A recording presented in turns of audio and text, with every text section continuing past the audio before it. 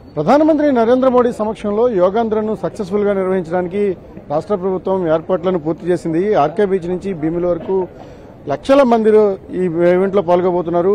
5 లక్షల మందిని టార్గెట్ గా పెట్టుకుని రాష్ట్ర ప్రభుత్వం ఇప్పటికే సన్నాహాలను సిద్దం చేసుకుంది. ప్రస్తుతం మన దగ్గర ప్రత్యేక అధికారి కృష్ణబాబు గారు ఉన్నారు. సార్, ఈ ఓవరాల్ గా ఈవెంట్ ఎన్ని గంటలకు స్టార్ట్ అవుతుంది, ఏ విధంగా జరగబోతోంది?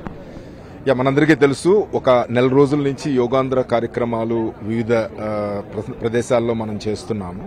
సో 21వ తారీఖున ప్రధానమంత్రి గారు 6:30 కల్లా 6:25కి ఇక్కడికి డయాస్ దగ్గరికి వస్తారు. ఒక హాఫ్ అన్ అవర్ ప్రముఖుల ప్రసంగాల తర్వాత ఎగ్జాక్ట్ గా 7 నుంచి 7:45 వరకు మనకి yoga demonstration, common yoga protocol అని మినిస్ట్రీ ఆఫ్ ఆయుష్ ఏదైతే తయారు చేసిందో దాని ప్రకారం జరుగుతుంది.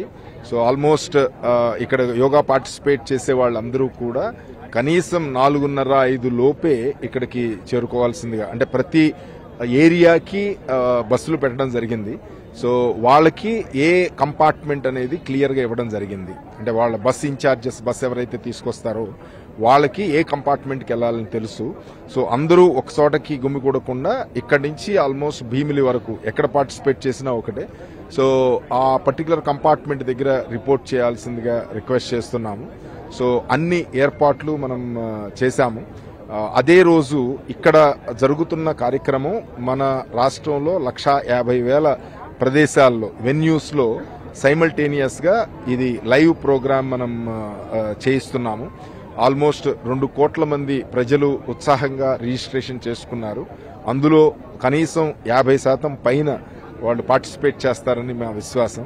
సో అన్ని ఎడ్యుకేషనల్ ఇన్స్టిట్యూషన్స్ కానీ, బిజినెస్ ఎస్టాబ్లిష్మెంట్స్, అలాగే కాలేజెస్ కానివ్వండి, అలాగే ప్రతి habitation, village secretariat, ward secretariat, అన్ని చోట్ల కూడా మనం ప్రజలు యోగాలో పార్టిసిపేట్ చేయడానికి, వాళ్ళని ట్రైన్ చేయడానికి ట్రైనర్స్ని ఆర్గనైజ్ చేశాము.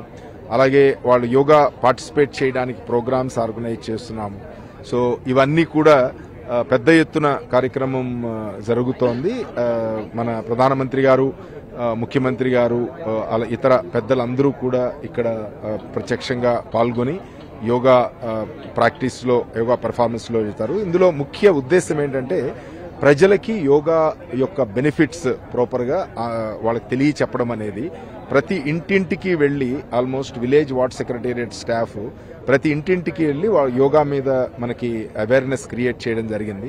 యోగా అనేది ఏదో ఇంటర్నేషనల్ యోగా డే నాడు యోగా ప్రాక్టీస్ అని కాకోకుండా మనం జీవనంలో ఇది ఒక భాగంగా చేసుకుంటే గనక మనకి ఆరోగ్యము, అలాగే వెల్ బీయింగ్, అంటే health as well as well being రెండు కూడా ఇంప్రూవ్ అవుతాయని, మనం క్యూరేటివ్ హెల్త్ కన్నా మనం ప్రివెంటివ్ హెల్త్ కన్నా మనం మన శరీరం మీద, మన మనస్సు మీద ఒక 45 నిమిషాలు ప్రతిరోజు గనక వెచ్చించగలిగితే గనక మన క్వాలిటీ ఆఫ్ లైఫ్ చాలా బాగుంటుంది, చక్కగా మంచి ఆరోగ్యకరమైన జీవనం ఉంటుంది. సో అది ప్రజల్లో బాగా ప్రాచుర్యం చేయాలనేది ముఖ్యమంత్రి గారి ఉద్దేశం. అంటే ఇప్పుడు క్యూఆర్ కోడ్ సిస్టమ్ ద్వారా ఇప్పుడు ఎన్రోల్ అయిన వాళ్ళందరినీ కూడా మనం లెక్కించబోతున్నాం. ఇప్పటికీ ఎంతమంది ఎన్రోల్ చేసుకున్నారు ఆన్లైన్ పోర్టల్స్ ద్వారా? ఏ విధంగా రికార్డు స్థాయిలో దీన్ని నమోదు చేసే అవకాశం ఉంటుంది? అంటే ఎన్రోల్ చేసుకోవడం అయితే గనక చాలా మంది చేసుకున్నారు. మనం ఒక్క జిల్లాలో చూసుకుంటే 9,25,000 మంది ఎన్రోల్ చేసుకున్నారు. అలాగే మన రాష్ట్ర వ్యాప్తంగా చూస్తే 2,20,00,000 మంది ఎన్రోల్ చేసుకున్నారు. బట్ ఎన్రోల్ చేసుకున్న వాళ్ళందరూ కూడా ఇక్కడికి వస్తారని కాదు, మనం ఇక్కడ 3 లక్షల నుంచి 4 లక్షల మంది ఇక్కడికి వస్తారని, అలాగే విశాఖపట్నం సిటీలో ఇంకొక 1,00,000 మంది వాళ్ళు డిఫరెంట్ వెన్యూస్ లో ప్రాక్టీస్ చేస్తారనేది మన అంచనా. సో దాని ప్రకారం మనం ప్రతి వార్డు, విలేజ్ సెక్రటేరియట్ లో స్టాఫ్ అంచనాని బట్టి ఎంతమంది వస్తారనేది మనం అంచనా వేసి, సో ఎవరైతే విల్లింగ్ గా వస్తానికి ఇంట్రెస్ట్ చూపిస్తున్నారో వాళ్ళకి సంబంధించి మనం బస్సులు ఆర్గనైజ్ చేశాం. ఆల్మోస్ట్ మనం 8,000 బస్సులు, ఆర్టీసీ బస్సులు కానీ, ప్రైవేట్ బస్సులు కానీ సుమారు 8,000 బస్సులు ఆర్గనైజ్ చేయడం జరిగింది. 2,000 ఆటోలు, అలాగే చిన్న వెహికల్స్ దగ్గర ఉన్న వాళ్ళు రావడానికి. సో డెఫినెట్లీ ఇక్కడ మినిమం 3 నుంచి 4 లక్షల మంది ఈ మెయిన్ వెన్యూలో ఇక్కడి నుంచి భీమిలి వరకు పార్టిసిపేట్ చేస్తారని మా విశ్వాసం.